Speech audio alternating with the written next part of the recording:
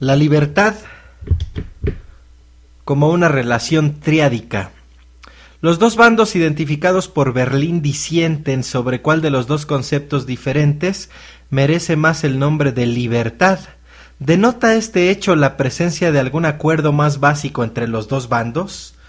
¿Cómo, después de todo, podrían ver su desacuerdo como una discrepancia sobre la definición de libertad si no se piensan en algún sentido como hablando de la misma cosa?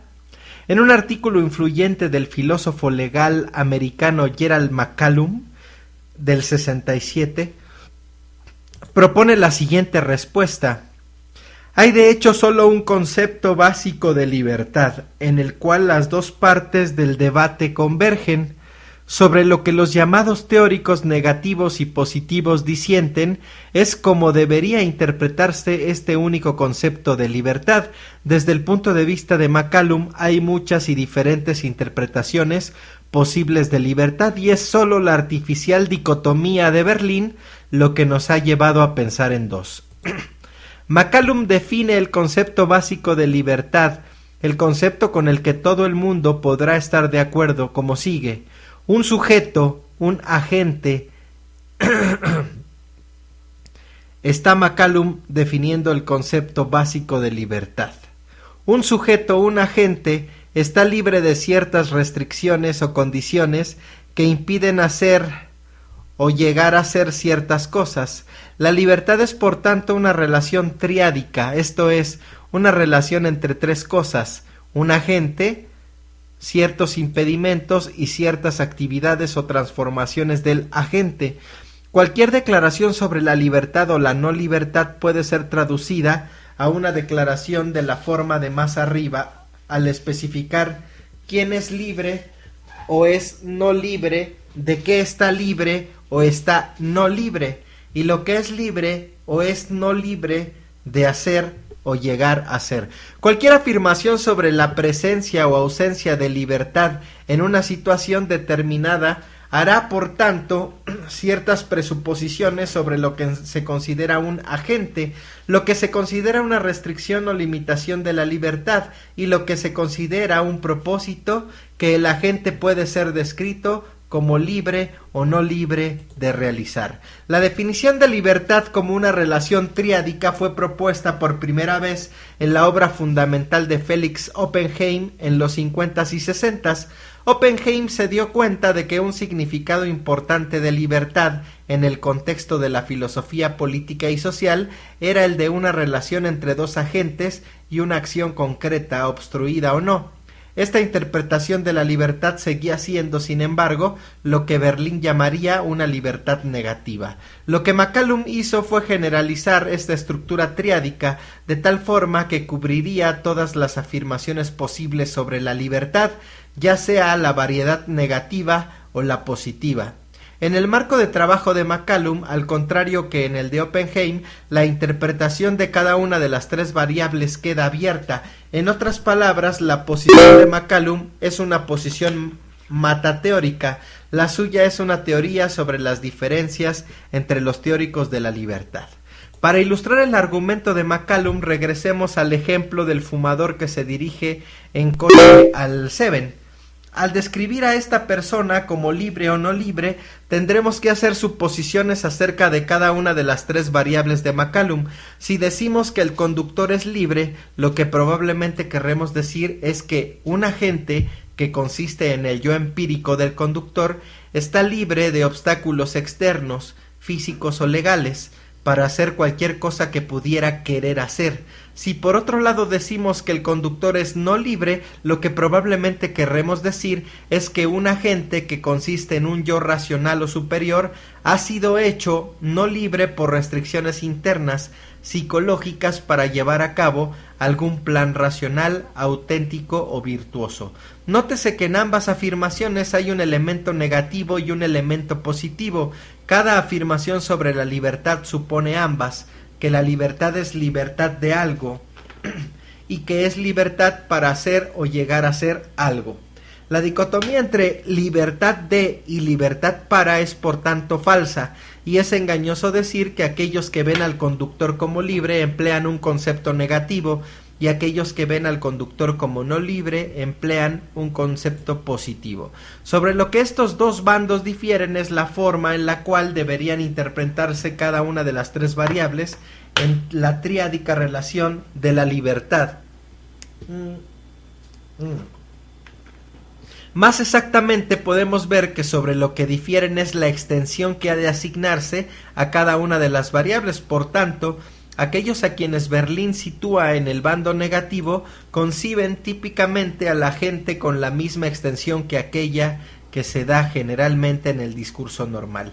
Tienden a pensar en el agente como un ser humano individual y que incluye además todos los deseos y creencias empíricos de ese individuo. Aquellos en el llamado bando positivo, por otro lado, a menudo se apartan de la noción común, en un sentido imaginando a la gente como más extenso que en la noción común y en otro sentido imaginándolo como menos extenso. Piensan que el agente tiene una extensión mucho mayor que en el discurso común en casos en los que identifican los deseos y reivindicaciones de la gente con aquellos de algún colectivo del que se es miembro. Y piensan que el agente tiene menos extensión que en el discurso normal, en los casos en los que identifican al verdadero agente solo con un subconjunto de sus deseos y creencias empíricos, con aquellos que son racionales, auténticos y virtuosos. En segundo lugar, aquellos en el bando positivo de Berlín tienden a tener una visión más amplia de lo que constituye una restricción de la libertad que aquellos que están en su bando negativo. El conjunto de obstáculos relevantes es más extenso para aquellos que para estos, ya que los teóricos negativos tienden a considerar solamente los obstáculos externos como restricciones a la libertad, mientras que los teóricos positivos también aceptan que se puede estar constreñido por factores internos, tales como deseos irracionales, miedos o ignorancia. Y en tercer lugar, aquellos en el bando positivo de Berlín tienden a tener una visión más limitada de lo que constituye un propósito que se puede ser libre de alcanzar. El conjunto de propósitos relevantes es menos extenso para ellos que para los teóricos negativos, ya que hemos visto que tienden a restringir el conjunto relevante de acciones o estados a aquellos que son racionales, auténticos o virtuosos, mientras que aquellos que están en el bando negativo tienden a extender esta variable con el fin de cubrir cualquier acción o estado que el agente pudiera desear. Qué muchachos tan locos. En el análisis de McCallum, entonces, no hay una simple dicotomía entre libertad negativa y positiva, más bien deberíamos reconocer que hay todo un abanico de posibles interpretaciones o concepciones de un solo concepto de libertad. Como dice McCallum, y Berlín parece admitir implícitamente ciertos autores clásicos no pueden ser situados de forma inequívoca en uno u otro bando. Normalmente se piensa en Locke, por ejemplo, como uno de los padres del liberalismo clásico y por tanto como un acérrimo defensor del concepto negativo de libertad. Desde luego, él establece explícitamente que estar en libertad es estar libre de las limitaciones y la violencia de otros, pero también dice que la libertad no ha de confundirse con el libertinaje y que mal merece el nombre de limitación aquellos que solo nos protege de ciénagas y precipicios. Mientras que Locke describe las restricciones a la libertad que Berlín llamaría negativa, parece estar de acuerdo con la explicación de McCallum de la tercera variable de la libertad que Berlín llamaría positiva, restringiendo esta a acciones que no son inmorales, libertad no es libertinaje, y a aquellas que son del propio interés de la gente. No soy no libre si se me impide caer en una ciénaga. Una serie de libertarios han proporcionado y asumido definiciones de libertad que están asimismo moralmente cargadas. Esto parecería confirmar la afirmación de McCallum de que es conceptual e históricamente engañoso dividir a los teóricos en dos bandos, uno liberal negativo y uno no liberal positivo. El análisis de las restricciones, sus tipos y sus fuentes Para ilustrar el abanico de interpretaciones del concepto libertad que el análisis de McCallum ha puesto a nuestra disposición, observemos más de cerca su segunda variable, las relativas a restricciones a la libertad. Hemos visto que para aquellos teóricos que Berlín sitúa en el bando negativo, solo los obstáculos externos a la gente tienden a constituir restricciones a su libertad. Ahora debería observarse que estos teóricos normalmente distinguen entre diferentes clases de obstáculos externos, limitando el abanico de obstáculos que constituyen restricciones a la libertad a aquellos que son provocados por otros agentes. Para los teóricos que conciben de esta manera las restricciones a la libertad, solo soy no libre en la medida en que otras personas me impiden hacer ciertas cosas. Si estoy incapacitado por causas naturales, por un impedimento genético, digamos, o por un virus, o por ciertas condiciones climáticas, puede resultar que no pueda hacer ciertas cosas, pero no soy por esa razón no libre para hacerlas. Por tanto, si me encierras en mi casa, seré a la vez incapaz y no libre de irme. Pero si soy incapaz de irme porque padezco una enfermedad debilitante o porque una ventisca de nieve ha bloqueado mi salida, soy no obstante libre, o al menos no soy no libre de irme. La razón que tales teóricos dan para limitar de esta manera el conjunto de condiciones impeditivas relevantes es que ven la libertad como una relación social, una relación entre personas. La libertad como una relación no social es asunto más de ingenieros y matemáticos que de filósofos políticos y sociales. Al intentar distinguir entre obstáculos naturales y sociales, nos encontraremos inevitablemente con áreas grises. Un ejemplo importante es el de los obstáculos creados por fuerzas económicas impersonales.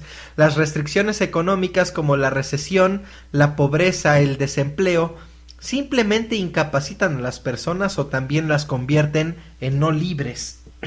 Una forma de proporcionar una respuesta clara a esta pregunta es adoptar un punto de vista más limitado de lo que constituye una restricción a la libertad, es decir, que solo un subconjunto del conjunto de obstáculos provocados por otras personas constituye una restricción a la libertad, aquellos provocados intencionalmente.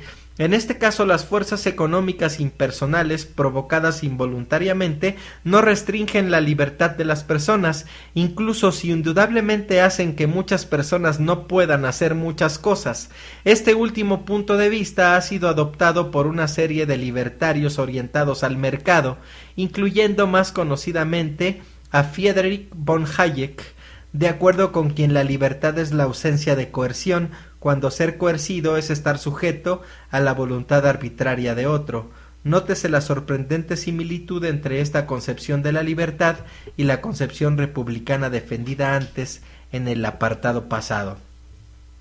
Los críticos del libertarismo, por otro lado, usualmente comparten una concepción más amplia de las restricciones a la libertad, que incluye no solo los obstáculos intencionalmente puestos, sino también los obstáculos no deliberados por los cuales puede, no obstante, responsabilizarse a alguien, o desde luego obstáculos de cualquier clase, sean cuales fueren.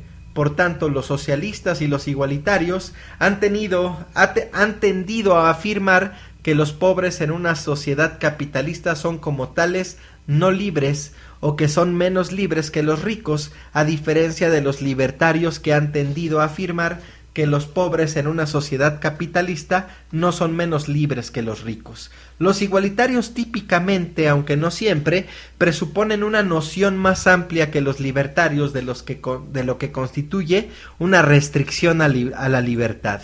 Aunque este punto de vista no implica necesariamente lo que Berlín llamaría una noción positiva de libertad, los igualitarios a menudo llaman a su propia definición una definición positiva, a fin de transmitir el sentido de que la libertad requiere la presencia de habilidades, o lo que Amartya Sen ha llamado de forma influyente capacidades. Si miramos todavía más cerca las diferentes nociones de restricción empleadas, podemos ver que hay en realidad dos dimensiones diferentes, junto a las que la noción de restricción de uno podría resultar más amplia o más estrecha. Una primera dimensión es la de la fuente de la restricción a la libertad. En otras palabras, lo que provoca una restricción a la libertad.